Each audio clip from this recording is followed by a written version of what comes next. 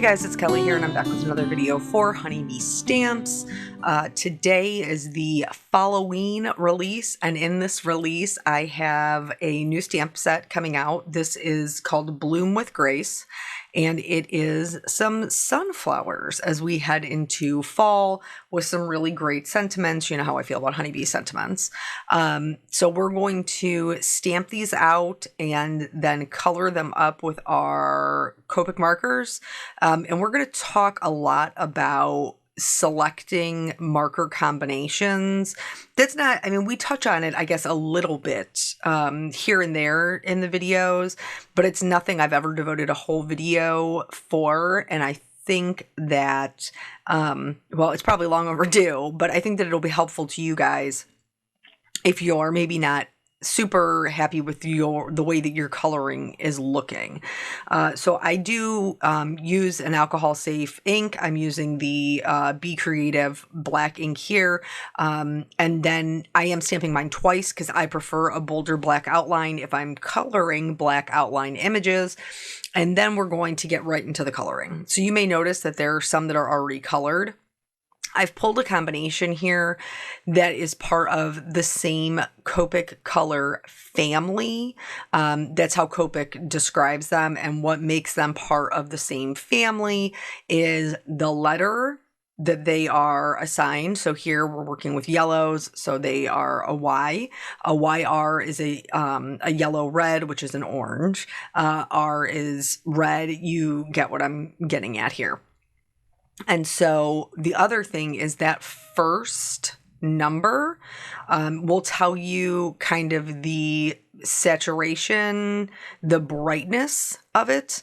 So whether it's going to be super transparent like a 0 would be, or if it's going to be a little bit more gray or muddy, which like a 7-8 would be. And then the last number tells you the darkness or lightness.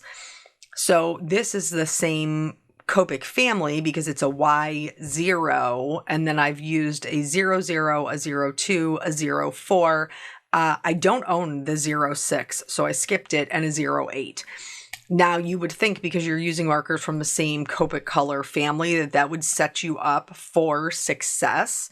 And sometimes that's true, but sometimes it's not. So I'm coloring this sunflower the same way that I always do, which is what I share with you guys. Any point where two things meet, or any point where one object lays on top of the other, you're going to have shading, which means you want a little bit of dark to be popped in there. And then for your highlight, you know, it's kind of like the edges of the petals where one is laying on top of the other. If you're the petal on top, you want to have your highlight color on those edges. And you can see here, we're all the way out to the lightest color, which is a Y00. And our darkest color is a Y08. So you would think that we would be having a lot of dimension and a lot of success with getting that more dimensional look. But we're really not. This is really looking a little bit kind of lackluster. And so you may be saying to yourself, well, Kelly, you chose a zeros family, you know, and a Y00, you know, of course you're not going to have as much dimension as you would with some other colors. So I chose a different yellow family. This is a Y13, 15, 17, and 19. And I'm going to go in, I'm going to color it the same way. You know, adding my shadows where I want it to be the darkest, and keeping, you know, those areas that I reserve for my highlight white until I get out to the very last color. The way that I like to color is I put down my darkest color, and then with my mid-tone, I go over that darkest color and then slightly extend it out into the petal, the leaf, the whatever object we're coloring. Then I have a light mid-tone that I do the same thing with. You know, goes over the dark mid-tone and then slightly extends out. And then finally my last color, which is very minimal, and it's just on the high points or the highlights, so that, you know, we get lots of really good dimension. And what we're seeing here in this same combination is it's pretty unsuccessful as far as dimension is concerned. It looks pretty flat. The colors really blend into one another, and it does not give us any dimension at all. And what's missing from these two that is not missing from the ones at the bottom is contrast. So in order to make sure that we are, the other two have the centers colored, I'm going to color up these centers super quick. We'll go over this again a little bit slower in just a little further down the video. But I wanted to make sure that you guys knew it wasn't just because the colors, like the center was uncolored. It's the lack of dimension in the actual petals of the flowers. So here you see a color family, an E23, 25, 27, 29, that is a Copic color family, but does still work. And so that's why I say, like, it's not that they'll never work. They just don't always work. And if you're unfamiliar with how to select things to create more dimension, then it can be pretty frustrating to not be successful in your coloring. I know it was for me when I first started out. I owned my Copic markers for like 2 years before I ever really had any success with them, that I was happy with the way that it looked. And so I would go through this kind of revolving door of trying them, getting frustrated that I wasn't getting the look that I wanted, quitting, being mad that I wasn't using the markers that I had invested so much money in, to trying them, to getting frustrated, and so on and so forth. And you do need to practice. I did a video recently where I talked about how different things you can do to practice to make it so it's not so monotonous and boring to kind of keep coloring the same things. And here we're going to color several different sunflowers. We're just going to look at the combinations. So this is my go-to yellow combination. And for me, that is a Y02, a Y08, a YR24, and an E99. Now, this is not obviously a Copic family. This is, they're not even in the same letters. I go from a Y to a YR to an E, which is their earth tones. But in doing this, I create a golden yellow that has a lot of dimension. So I'm still following the same things, where if one object is laying on top of the other, I'm adding shadows, and where 2 points meet, I'm adding shadows.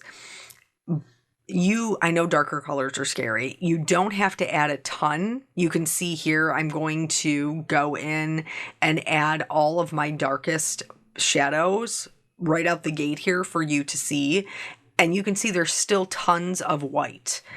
Then I'm going to go back in, and to help give them more of a folded look, like I want my edges to be light and my centers to be dark, and that's going to help. It's going to help it make it look as if it's kind of turning in on itself, that these sections in the middle are a little bit darker. But even then, we're not adding a ton of darkness. You can see that this flower is a lot of white. Then from there, we're going to go in with this YR24. We're going to go right over that E99. And again, we're going to extend this out. We are reserving the area on the top, like on the top petals, the top layers of petals. We're reserving the area on the outsides for the lightest color. If we have, 2 petals, like where there's a section of like 3 laying on top of each other, then we're going to reserve the outermost part of the petal for the highlight as well. Those things are going to create separation, and the contrast between the two of them is what's going to give us our dimension. So if you have everything kind of just the same color, like can sometimes happen with coloring with the Copic marker families, where everything is just the same on top of the same, and they blend really well together, but they blend too well together and you have no contrast. It's really hard to create dimension. Now, I will say you can use those color families and still get dimension, but it requires a lot of layers. So because alcohol inks are transparent, you would need to kind of layer them up to darken up or deepen up the color. And that's why you see a lot of artists who use them, you know, in their drawings, doing layers upon layers. It's kind of like the same thing with watercolor. You know, you do a base layer, then you know, start going back in and layering those colors. These are a transparent medium. And so you kind of want to do the same thing if you're working within those color families and they're blending a little bit too well. You could go in and still be successful. It would just require more layers.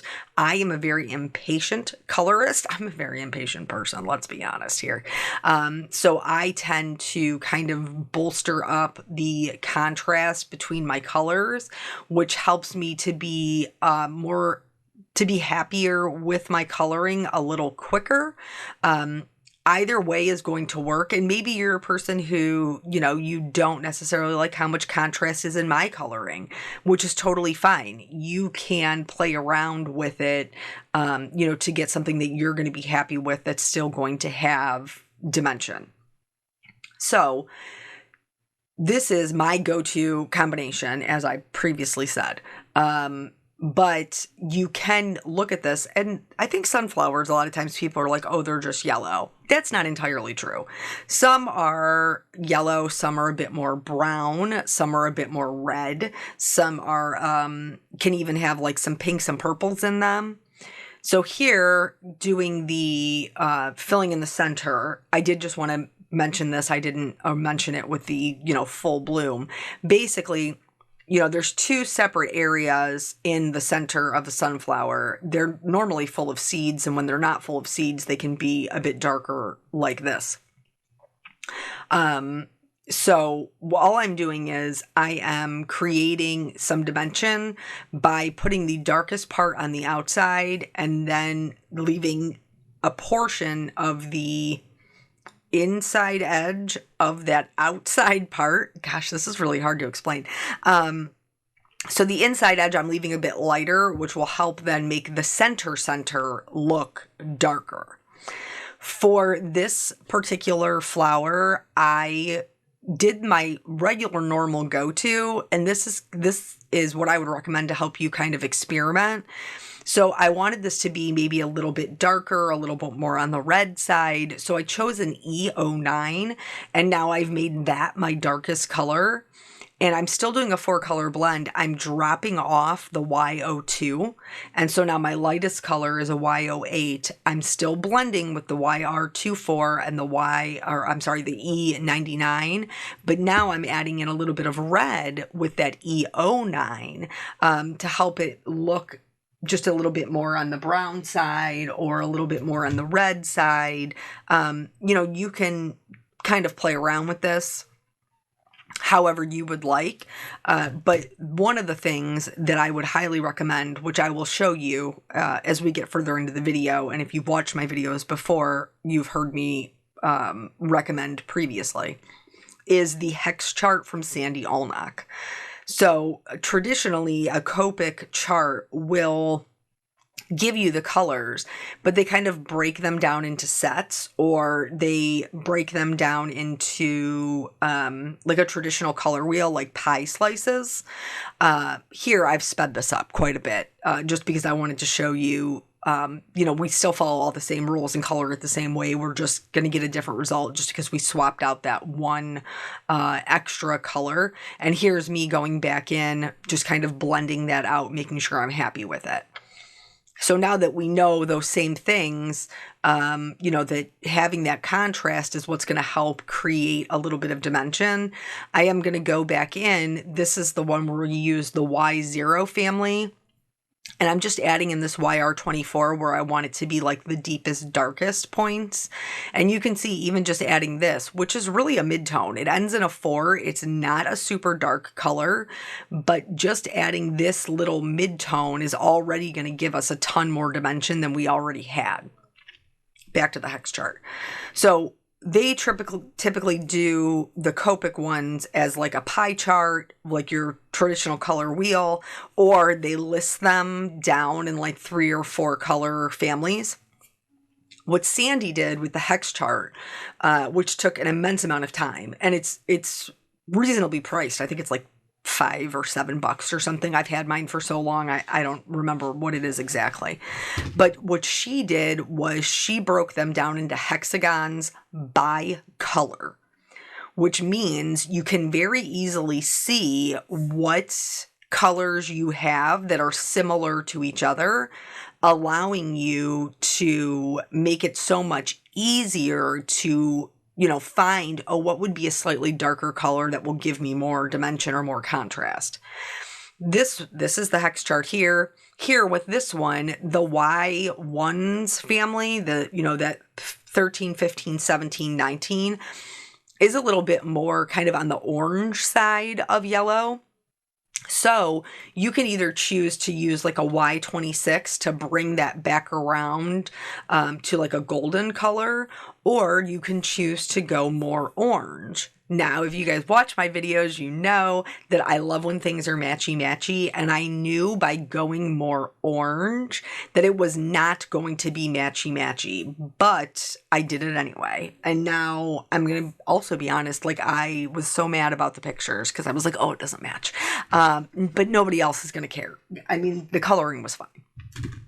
So here, I am going to keep some of the colors I already had. So I kept the Y15 and the Y17, but I swapped out the other two for YRs. So now I'm going to take the sunflower to a bit more on the orange side, and I'm going to use a YR16 and a YR18 to help kind of bring it back around to be a little bit more orange.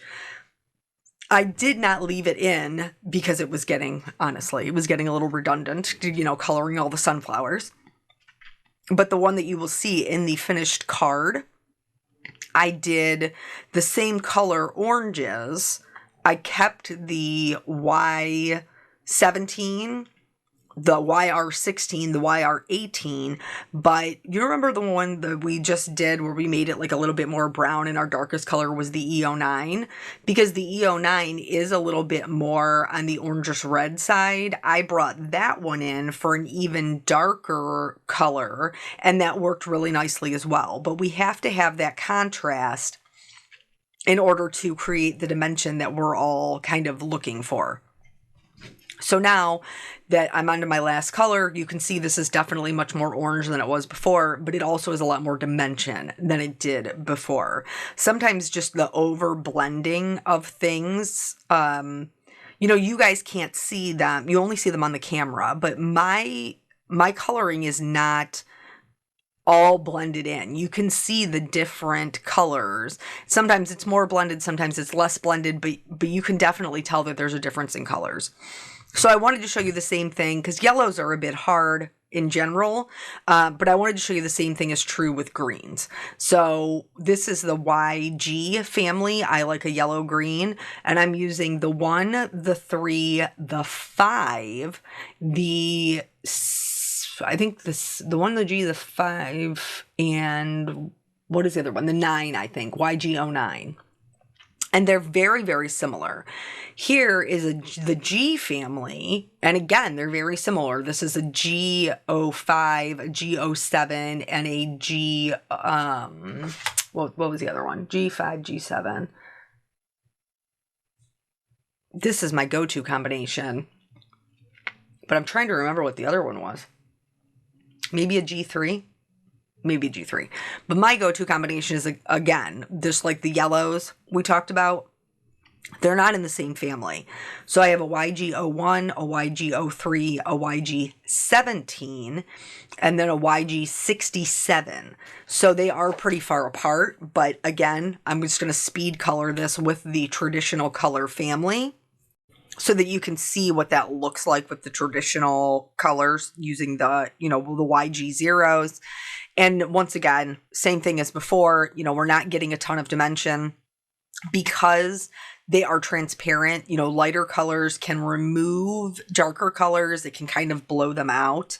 So that's what I was talking about before when I said you could, go over them and build up the color to create some more dimension. That is true. So if that's all you have, don't feel like, well, I bought the wrong markers and now I can't get what I want. That's not entirely true. Also, I have traditionally said over the years that I don't buy the Copic marker sets, which is true of the large sets, but they have come out with like the 3-pack. And I've noticed with the 3-pack, even they are blending, colors outside of color families to make them work so that they are more successful together. So those ones I would actually recommend. But I do have my own like go-to Copic color combinations up on my website if you're interested in seeing those, to see how I choose to put my things together.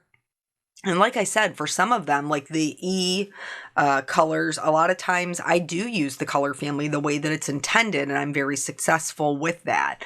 But other colors, can be more challenging. Plus, maybe you don't have all of the colors. And I would, especially then when you don't have all the colors, encourage you to play around to see what you can do with what you have versus putting more money into them, to buying more colors. There's, I think, 350 some colors in the Copic collection. You don't need them all. I don't own them all, and this is my job. I use them every day, and you don't need them all to be successful. So now that the leaves are colored, I am going to just very quickly color one of the stems so that you can see how I did that. And then we're going to move on to die cutting them and such. So let's talk a little bit about this new release. So the following release is so adorable. Just like some of the things are so cute. And one of them is Dawn's new set. It's, I can't remember, is it Storybook Halloween? I think is what they called it. I'm not 100% positive, but I am 100% positive it's adorable. Like, I love her style of, like little, like critters or, little scenes. Like, I love that. So be sure that you can be 100% confident you will be seeing me use that here shortly. 'Cause it's just so stinking cute.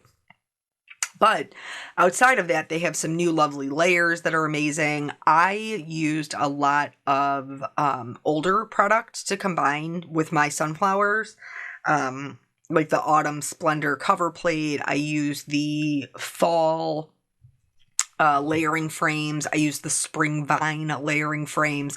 These are older ones, but they are kind of like go-to. Like, once you invest in them, you can use them forever, ever. So I am going to use their coordinating die to cut all of these out. And then here, I was kind of playing around with what color scheme I was going to go with.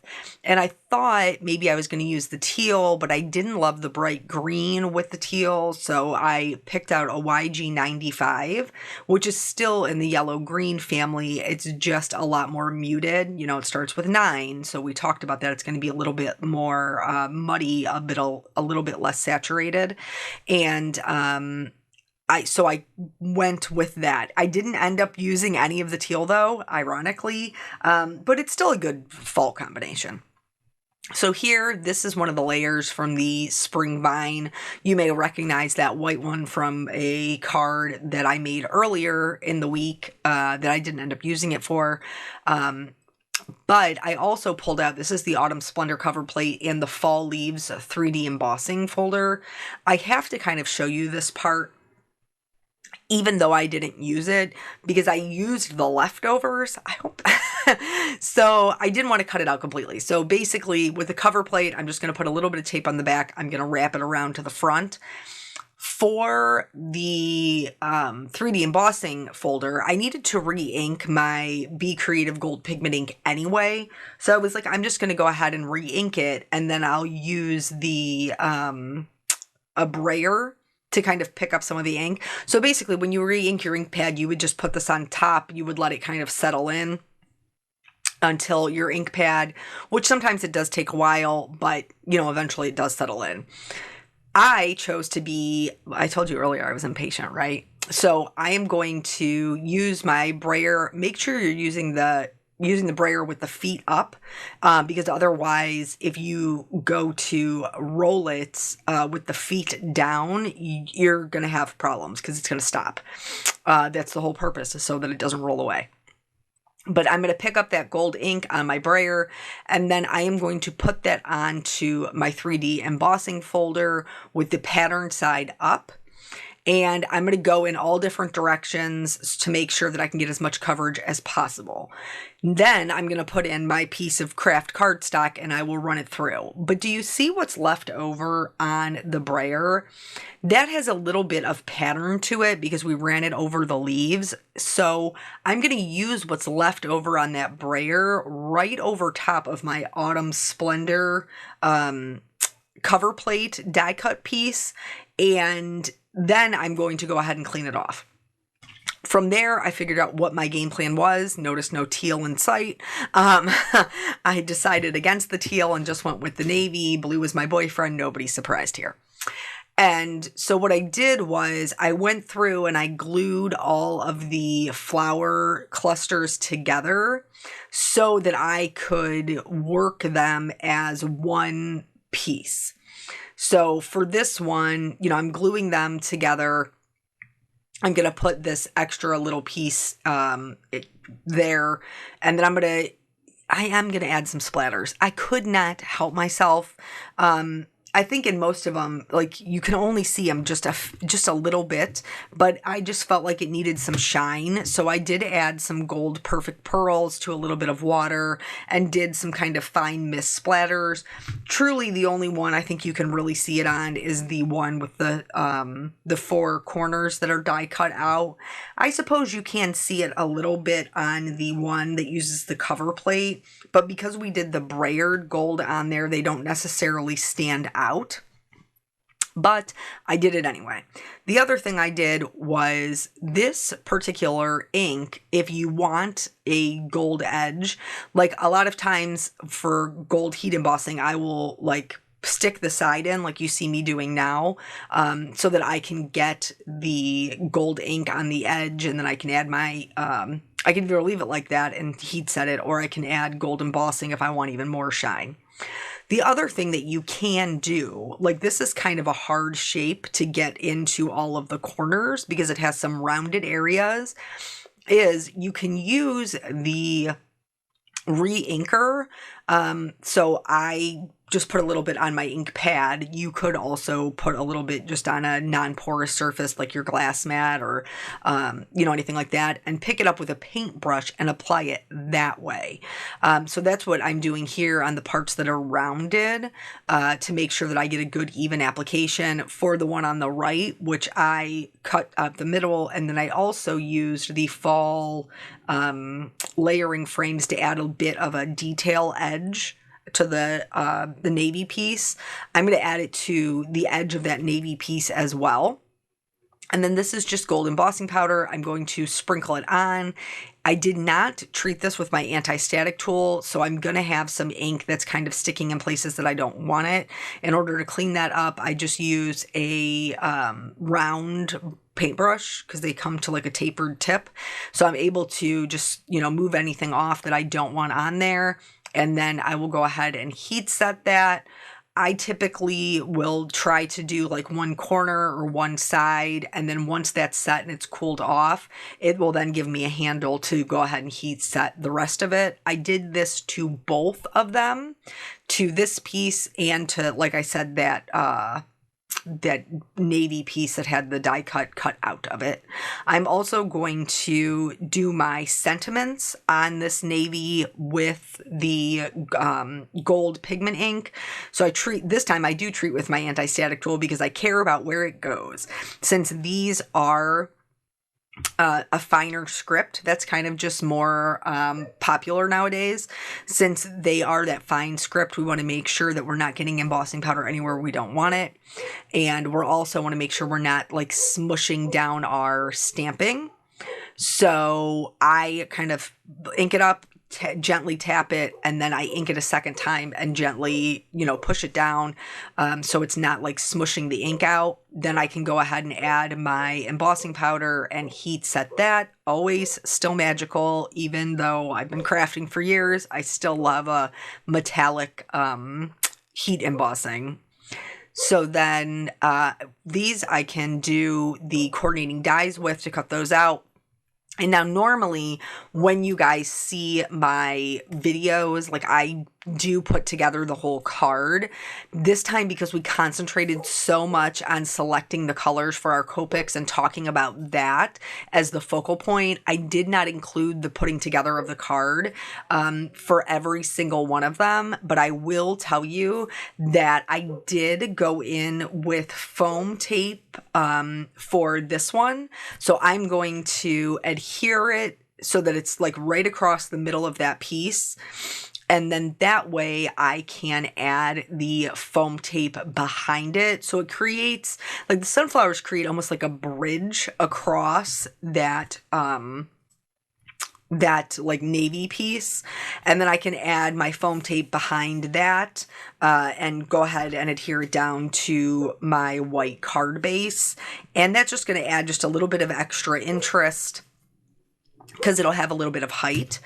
For the, you guys know I don't love a white edge. That's not a secret if you watch my videos. So I did go in, this is with a B99. So I did go in and color the edges where it laid over the navy. And then any point in the, like the floral cluster where like maybe the flower laid on the leaf or, you know, the leaf was, you know, up against that navy blue background. Like I did go in and color in my white edge. Again, I know this is not for everyone and it just, you know, it does take a little bit of extra time, but to me it's worth it because I feel like it helps the design look so much more cohesive. But if it doesn't bother you, then this is a step that you totally do not need to do. For this one, I just popped up the centerpiece, so I glued the white frame down to navy cardstock flat, and then I'm going to pop this one up, and then I will adhere my flowers to this so that they are also popped up without really too much extra work. This is the only one I did not use foam tape for because honestly it's a little bit of a pain to try to get little tiny foam pieces in all of them. So I just cut a couple of extra white pieces and then stacked them up. I added some shimmer and some white highlights. And then the last thing that I did was add some pearl stickers. They have tons that have come out in this new release, which are all fantastic. But I did go back to my metallic mix pearl stickers because they have a really bright gold and that matched perfectly to what I was doing. And they were kind of the last missing piece in pulling these cards together. And then that's it. That's all 3 cards. So I hope you check out the Halloween release. It's all amazing. I hope this helps you with your color selection. By all means, if you have questions, please leave them below. Thank you guys so much for joining me. I always appreciate your time and I will catch you on the next video. Bye.